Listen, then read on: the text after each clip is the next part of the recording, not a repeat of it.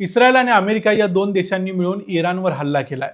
इराणचे सर्वेसर्वा असणारे आयातुल्ला खोमेनी यांचा या युद्धामध्ये मृत्यू झालाय. त्याचबरोबर IRGC म्हणजे इराणच्या मिलिटरीचे अत्यंत महत्त्वाचे असे जवळजवळ डझनभर नेते यामध्ये मारले गेलेले आहेत. पण हे सगळं असताना देखील इराण अजिबात माघार घेत नाही. इराण लढायचा प्रयत्न करतोय आणि सगळीकडे चौफेर हल्ले करतोय. त्यामुळे या परिस्थितीमध्ये सर्वात अवघड परिस्थिती झालेली आहे ती म्हणजे भारतासारख्या राष्ट्रांची.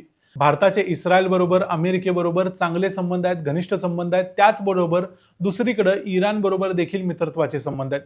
त्यामुळे भारताने नेमकी काय भूमिका घ्यायची हे भारताला आणि नरेंद्र मोदींना देखील सध्या समजत नाहीये. त्यामुळे दोन मित्रांचं ज्यावेळेला भांडण होतं त्यावेळी ते मित्रांचं भांडण मिटवायचा प्रयत्न तरी आपण करत असतो, पण इथं हे भांडण मिटण्यासारखं देखील नाही. त्यामुळे या परिस्थितीमध्ये भारत काय भूमिका घेईल ते घेईल. पण आज तुम्हाला मी एक गोष्ट सांगतो की कशा पद्धतीनं काश्मीरच्या मुद्द्यावर जेव्हा पाकिस्ताननं भारताला अडचणीत आणायचा प्रयत्न केला तेव्हा इराणनं भारताला मदत केली आणि पाकिस्तानला झटका दिला. मी आहे रणजित यादव आणि तुम्ही पाहताय द मराठी बाणा. 1991 सालच्या आसपास भारत आर्थिक संकटात होता. भारताची परिस्थिती इतकी वाईट होती की भारताला स्वतःचं सोनं आंतरराष्ट्रीय बँकांच्याकडे गहाण ठेवावं लागलं आणि त्यानंतर भारताला कर्ज मिळालं. त्या पैशात भारत आपला देश चालवत होता. त्यानंतर भारताची परिस्थिती अत्यंत अवघड झाली ती काश्मीरमध्ये. तिथं काश्मीरी पंडितांच्यावर पाकिस्तानमधून येणारे दहशतवादी हल्ले करायला लागले. तिथल्या काही लोकांनी देखील त्यांना साथ दिली आणि त्यामुळे काश्मीरी पंडितांचं पलायन चालू झालं. दुसऱ्या बाजूला पाकिस्तान जागतिक स्तरावर जाऊन बोंबा मारत होता की भारत काश्मीरमध्ये तिथल्या मुस्लिम लोकांच्यावर अन्याय करतोय, अत्याचार करतोय, त्यांना मारतोय आणि त्याच्यासाठी आपण आवाज उठवला पाहिजे. आणि यावेळेला सर्व जगातल्या मुस्लिम राष्ट्रांची जी एक संघटना आहे, या संघटनेचं नाव आहे OIC म्हणजे ऑर्गनायझेशन ऑफ इस्लामिक कोऑपरेशन. या संघटनेमध्ये आता 57 मेंबर्स आहेत. तेव्हा देखील 57 मेंबर होते आणि या 57 राष्ट्रांसमोर पाकिस्ताननं हे रडगाणं गायला सुरुवात केली की काश्मीरमध्ये भारत मुस्लिमांना मारायचा प्रयत्न करतोय, त्यांच्या मानवाधिकाराचा तिथं भंग होतोय. त्यावेळी मग पाकिस्ताननं विचार केला की या संघटनेचा आपण फायदा करून घ्यायचा. या 57 राष्ट्रांची एक मोळी आहे. या सगळ्या मतदानाच्या जीवावर आपण जर एक प्रस्ताव संयुक्त राष्ट्रामध्ये तिथल्या HRC समोर म्हणजे ह्युमन राईट्स कमिशन समोर मांडला तर भारताविरोधात भारताला एक चांगला फटका बसेल आणि कदाचित त्याचे गंभीर परिणाम सँक्शन्स वगैरे भारतावरती लागू शकतात. आता जर खरोखर अशा प्रकारचा प्रस्ताव जर OICनं मंजूर केला म्हणजे इस्लामिक राष्ट्रांनी मंजूर केला आणि तो UNHRC समोर गेला तर त्याचे परिणाम खरोखर भारतावर गंभीर झाले असते आणि त्यात भारताची परिस्थितीच ऑलरेडी नाजूक होती. त्यामुळं भारताला यातून काहीतरी मार्ग काढणं गरजेचं होतं आणि त्यानंतर मग भारताचे पंतप्रधान नरसिंह राव यांनी त्यावर कसा मार्ग काढला आणि इराणनं कशी मदत केली ते मी तुम्हाला थोडक्यात सांगतो. पुढचं नाट्य अतिशय इंटरेस्टिंग आहे, पण त्या अगोदर तुम्हाला एका इंटरेस्टिंग ॲपबद्दल सांगतो. अनेक लोक मला कमेंट्समध्ये विचारतात की आपलं उत्पन्न कसं वाढवायचं आणि आता मी असं म्हणू शकतो की मला एक चांगला उत्तम पर्याय मिळाला आहे ज्याद्वारे आपण आपलं उत्पन्न वाढवू शकतो. मार्केट वुल्फ हे एक सेबी रजिस्टर्ड ॲप आहे जे भारतात अत्यंत वेगानं वाढतंय.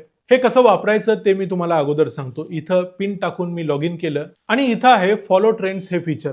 इथं तुम्हाला लोकांनी ज्यामध्ये प्रॉफिट मिळवलेला आहे असे ट्रेंड्स पाहायला मिळतात.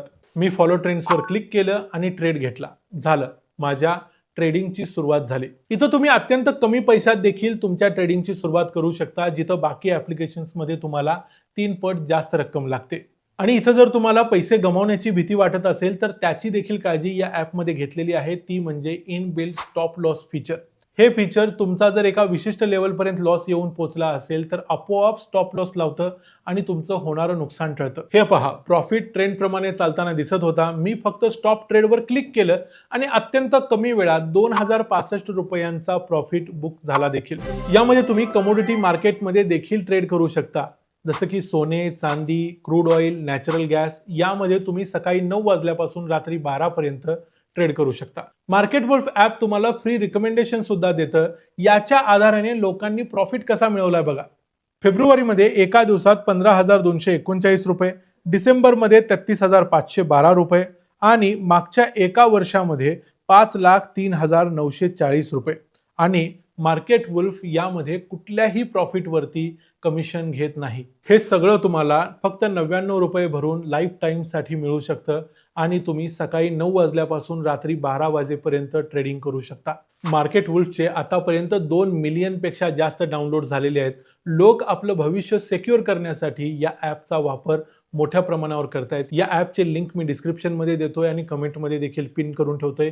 तुम्ही या ॲपचा वापर जरूर करा आणि तुमचा फायदा करून घ्या. आता आपण आपल्या स्टोरीकडे वळूया. पाकिस्तानचं हे कारस्थान जेव्हा भारताचे पंतप्रधान नरसिंह राव यांना कळलं, तेव्हा नरसिंह राव यांनी विचार केला की खरोखर पाकिस्तानचा हा ठराव जर UNHRC मध्ये संमत झाला, म्हणजे मानवाधिकार आयोगासमोर संमत झाला, तर तो प्रस्ताव पुढे UNGA म्हणजे जनरल असेंब्लीमध्ये जाईल, तिथून तो UNSC म्हणजे युनायटेड नेशन्स सिक्युरिटी काउन्सिलमध्ये जाईल आणि त्याचे भयंकर परिणाम भारतावर होऊ शकतात. आणि म्हणून मग त्यांनी विचार केला की आता काहीही करून हा प्रस्ताव हाणून पाडला पाहिजे आणि त्यासाठी भारताला फक्त एकच देश मदत करू शकत होता, तो म्हणजे इराण. आता इराणकडेच ते का वळले हे देखील मी तुम्हाला पुढे सांगेन, पण त्या अगोदर बघूया की नरसिंह रावांनी केलं काय. त्यावेळी भारताचे जे परराष्ट्र मंत्री होते दिनेश सिंग हे हॉस्पिटलाइज्ड होते. एम्स जे दिल्लीमधलं हॉस्पिटल आहे तिथं ते ॲडमिट होते. त्यांना नरसिंह रावांनी फोन केला आणि सांगितलं की तुम्ही दवाखान्यात आहात हे मला माहिती आहे, पण तरी देखील तुम्ही आताच्या आता इराणला जा आणि तिथं जाऊन त्यांच्या प्रेसिडेंटला भेटा आणि त्यांना सांगा की मी एक मेसेज दिलाय आणि भारताला तुम्ही मदत केलीच पाहिजे. हा फोन आल्यानंतर दिनेश सिंग खरोखर हॉस्पिटलाइज्ड असताना देखील तिथं आहे तसे उठले. त्यांना एक व्हीलचेअर अरेंज करून दिली गेली. ही व्हीलचेअर घेऊन ते चार्टर्ड प्लेनमधून तेहरानला गेले. तेहरानमध्ये त्यांना रिसीव्ह करायला तेव्हाचे इराणचे परराष्ट्र मंत्री अली अकबर विलायती तिथं आलेले होते. त्यावेळी त्यांनी त्यांना विचारलं की अशी कुठली घाई आहे. त्यावेळी त्यांनी त्यांच्या हातात एक लिफाफा दिला आणि सांगितलं की मला तुमच्या प्रेसिडेंटना म्हणजे अली अकबर हाशमी राफसंजानी यांना भेटायचं आहे. राफसंजानी यांच्याबरोबर मग दिनेश सिंग यांची मीटिंग झाली. या मीटिंगमध्ये त्यांनी सांगितलं की पाकिस्तान जो ठराव आणायचा प्रयत्न करतोय हा ठराव तुम्ही आणून पाडा आणि एवढी मदत तुमच्याकडून आम्हाला एक्सपेक्टेड आहे असं नरसिंह रावांनी सांगितलं. त्यानंतर मग राफसंजानी यांनी त्यांना सांगितलं की तुम्ही काळजी करू नका, मी जे काही योग्य करायचं ते करतो. बरोबर 72 तासानंतर एप्रिल 1994 मध्येच संयुक्त राष्ट्राच्या मानवाधिकार आयोगाची एक बैठक जेनेवामध्ये होणार होती आणि या बैठकीच्या समोर हा प्रस्ताव OIC तर्फे आणला जाणार होता. पण OIC तर्फे हा प्रस्ताव मांडून त्याच्यावर मतदान व्हायच्या अगोदरच इराणनं तिथं असलेल्या इराणच्या प्रतिनिधीनं सांगितलं की इराणचा या प्रस्तावाला पाठिंबा नाही. आता OIC मध्ये म्हणजे ऑर्गनायझेशन ऑफ इस्लामिक कोऑपरेशन मध्ये कुठलाही प्रस्ताव आणायचा असेल तर त्याला सर्व राष्ट्रांची संमती हवी. म्हणजे थोडक्यात तिथं प्रत्येक राष्ट्राकडे व्हेटोचा अधिकार आहे. त्यामुळे इराणनं सांगितलं की आमचा या प्रस्तावाला पाठिंबा नाही. त्यामुळे तो प्रस्ताव बारगळला आणि पाकिस्तान भारताच्या विरुद्धचं हे कारस्थान संयुक्त राष्ट्राच्या मानवाधिकार आयोगासमोर मांडू शकला नाही. पुढे त्याचे जे काही परिणाम व्हायचे होते ते परिणाम व्हायचा तर प्रश्नच नव्हता. आता मग इथं तुम्हाला प्रश्न पडेल की इराणनं एवढी मदत भारताला का केली. इराणनं भारताला मदत करण्याची काही कारणं आहेत. त्यात पहिली गोष्ट म्हणजे इराण हे एक शिया मुस्लिम राष्ट्र आहे. पाकिस्तान, अफगाणिस्तान ही सुन्नी मुस्लिम राष्ट्र आहेत. अफगाणिस्तानमध्ये जेव्हा पूर्वीचं तालिबान होतं त्यावेळी जनरली पाकिस्तान तालिबानला मदत करायचा, म्हणजे अफगाणांना मदत करायचा आणि हे अफगाण इराणच्या विरुद्ध होते किंवा इराणमध्ये दहशतवादी घटना वगैरे घडवायचे. आणि दुसरी गोष्ट म्हणजे अफगाणिस्तानमध्ये एक नॉर्दर्न अलायन्स काम करत होती. तिचा प्रमुख होता अहमद शाह मसूद. त्याला इराणचा आणि भारताचा दोघांचा देखील पाठिंबा होता. म्हणजे त्या मुद्द्यावर म्हणजे अफगाणिस्तानमध्ये तालिबान सत्तेत येऊ नये या मुद्द्यावर भारत आणि इराण एकत्र होते. दुसरी गोष्ट म्हणजे ज्या चबाहर पोर्टची आपण जनरली बोलत असतो ज्याबद्दल, त्या चबाहर पोर्ट बद्दलची चर्चा त्यावेळेला नरसिंह राव यांच्या काळातच सुरू झाली होती की भारत ते डेव्हलप करू शकतो. आणि आणखी एक गोष्ट म्हणजे भारतानं इराणकडून तेल घेण्यास संमती दर्शवली होती. म्हणजे इराणचं तेल जास्तीत जास्त भारतात विकलं जाईल आणि इराणला त्यातून फायदा होईल. अशा अनेक कारणास्तव इराणनं भारताला 1994 साली मदत केली होती. तेव्हा देखील इराणचे प्रमुख हेच अली खोमेनी होते ज्यांचा काल मृत्यू झालेला आहे. त्यामुळे इराणनं भारताला काश्मीरच्या मुद्द्यावर मदत केलेली होती. अनेक वेळा इराणनं भारताच्या बाजूने भूमिका घेतलेली आहेत. विशेषतः खोमेनी यांनी देखील घेतलेल्या आहेत. काही वेळा ते भारताच्या विरुद्ध देखील राहिलेले आहेत. असं म्हणायचं कारण नाही की इराण नेहमी भारताच्या बाजूनच राहिला आहे. इराणनं नेहमी आपल्याला साजेशी सोपी अशी भूमिका घेतलेली आहे जी त्यांना त्या त्या वेळेला उपयोगी पडेल. भारतानं देखील प्रत्येक वेळेला अशीच भूमिका घेतलेली आहे. आता सध्या देखील भारत तेच करतोय. जागतिक राजकारणामध्ये प्रत्येक राष्ट्र स्वार्थी असतं आणि प्रत्येक राष्ट्र आपलाच विचार करतं. भारत ही सध्या तेच करतोय असं आपण म्हणू शकतो. त्यामुळं या मुद्द्यावर तुमचं काय मत आहे ते आम्हाला सांगा. भारतानं इराणच्या बाजूने भूमिका घ्यायला पाहिजे होती. अमेरिकेचा निषेध तरी करायला पाहिजे होता, जसा इराकवरच्या हल्ल्यानंतर मनमोहन सिंग यांनी केला होता.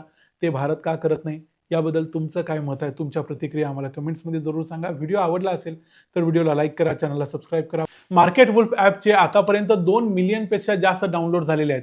त्यामुळे तुम्हीही उशीर करू नका. या ॲपची लिंक मी डिस्क्रिप्शनमध्ये देतोय, कमेंटमध्ये देखील पिन करून ठेवतोय.